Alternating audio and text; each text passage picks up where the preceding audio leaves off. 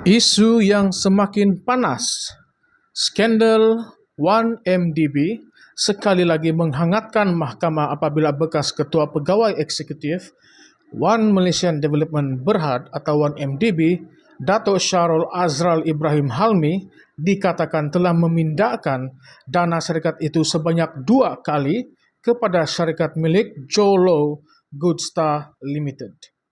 Perkara ini didedahkan oleh pihak pembelaan Datuk Seri Najib Tun Razak dalam hujahan di Mahkamah Tinggi Kuala Lumpur baru-baru ini. Kes ini terus menimbulkan persoalan tentang pengurusan 1MDB dan penglibatan pelbagai pihak dalam skandal kewangan terbesar negara. Peguam Najib Wan Azwan Aiman Wan Fakhruddin dalam kenyataannya menyatakan bahawa transaksi pertama berjumlah 700 juta US dollar pada tahun 2009 diikuti dengan transaksi kedua sebanyak 330 juta dolar Amerika Serikat pada tahun 2011. Jumlah ini menunjukkan betapa besarnya dana yang terlibat dalam skandal 1MDB, yang mana Shahrul Azral dilihat memainkan peranan penting dalam pemindahan dana tersebut kepada entiti luar yang dikawal oleh Jolo. Namun, mengapa Shahrul Azral membuat keputusan sebegitu? Apakah yang mendorong beliau untuk memindahkan dana syarikat negara kepada Goodstar Limited, sebuah syarikat yang dimiliki oleh individu yang kini dalam buruan? Mengapakah tiada kawalan atau pengawasan yang lebih ketat terhadap transaksi sebesar ini? Persoalan-persoalan ini terus menghantui rakyat Malaysia yang menyaksikan bagaimana kekayaan negara seolah-olah dialihkan tanpa pemantauan sewajarnya. Dalam keterangan Shahrul Azral sebelum ini, beliau menyatakan bahawa beliau hanya menyedari bahawa Goodstar Limited dikaitkan dengan Jolo pada tahun 2015, bertahun-tahun selepas pemindahan dana dilakukan. Pernyataan ini membuka ruang kepada lebih banyak spekulasi. Apakah Shahrul benar-benar tidak tahu siapa pemilik sebenar Goodstar Limited pada waktu pemindahan pertama dan kedua dilakukan? Adakah ini sebahagian daripada strategi untuk menutup jejak atau sekadar kecuaian dalam pentadbiran syarikat? Perkara ini menjadi lebih rumit apabila melihat transaksi kedua pada tahun 2011 yang melibatkan 330 juta dolar US. Menurut hujah pembelaan, jumlah tersebut adalah sebahagian daripada perjanjian pembiayaan murabahah atau MFA yang dimeterai antara 1MDB dan Petro Saudi International Limited. Perjanjian ini yang sepatutnya memacu usaha sama antara kedua-dua pihak berakhir dengan pemindahan dana yang begitu besar kepada syarikat lain dan bukannya untuk tujuan yang dijalankan. Perjanjian murabahah yang sepatutnya menjadi pelan pelaburan yang strategik bagi 1MDB kini dilihat sebagai satu muslihat untuk memindahkan dana ke tangan yang tidak sepatutnya. Sejumlah 1 bilion US dollar disuntik ke dalam usaha sama tersebut, tetapi sebahagian besarnya berakhir di Goodstar Limited.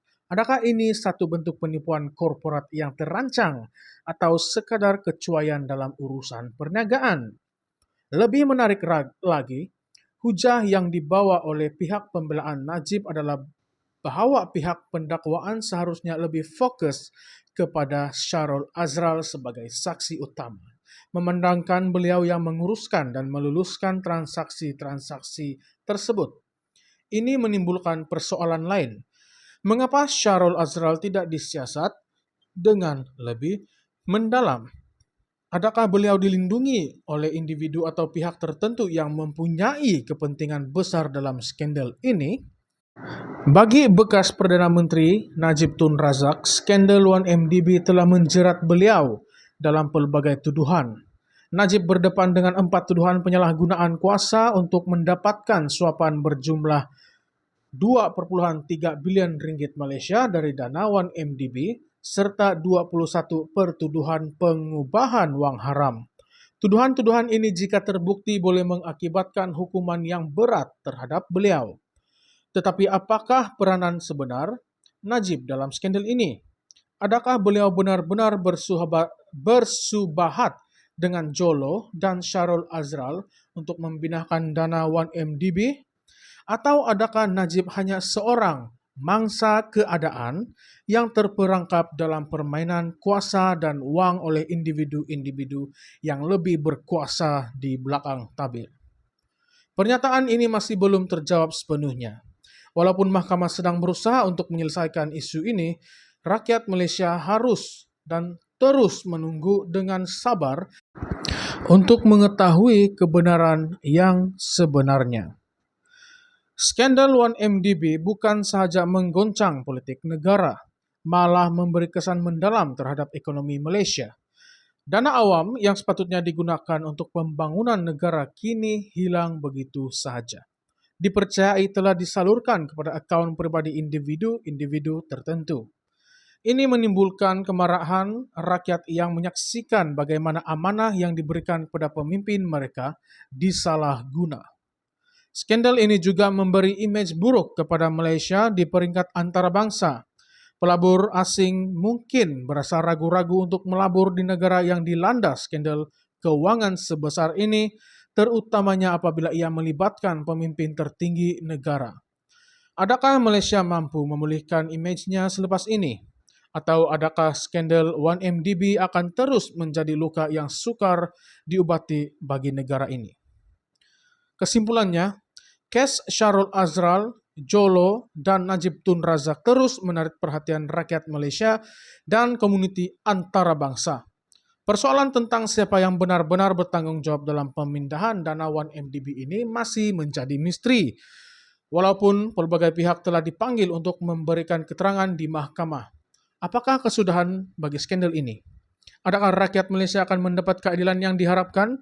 Ataupun adakah ini akan menjadi satu lagi episode dalam sejarah negara di mana kebenaran diselubungi oleh kepentingan politik dan uang?